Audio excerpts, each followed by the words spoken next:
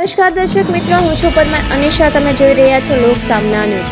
તો જોઈએ આજના સમાચાર અમરેલીથી અમારા રિપોર્ટર દિનેશ થાદલ સાથે.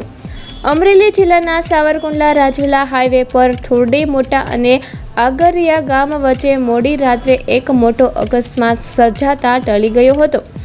માહિતી અનુસાર પીપાવાવ તરફથી ભરેલું ટેન્કર આવી રહ્યું હતું ત્યારે સામેથી આવતા ફોર વ્હીલ વાહનની ફૂલ LED લાઇટના કારણે ટેન્કર ચાલકને રસ્તો સ્પષ્ટ દેખાયો ન હતો. પરિણામે ટેન્કર 4 લેન બની રહેલા પુલની પાળી ઉપર ચડી ગયું હતું. સદનસીબે ડ્રાઈવરે સમય સૂચકતા અને સજાગતા દાખવી વાહન ઉપર કાબુ મેળવી લીધો હતો, જેના કારણે મોટી જાનહાનિ ટળી ગઈ હતી. ડ્રાઈવર સંપૂર્ણ આબાદ હોવાનું જાણવા મળ્યું છે. સ્થાનિક લોકોમાં ભારે રોષ જોવા મળી રહ્યો છે.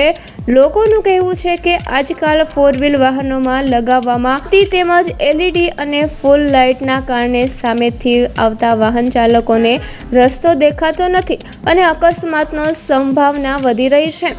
હાલ ઘટનાને લઈ વિસ્તારમાં ચર્ચાનો માહોલ જોવા મળી રહ્યો છે. તો ફરી મળીશું એક નવા સમાચાર સાથે. ત્યાં સુધી જોતા રહો લોક સામના ન્યૂઝ.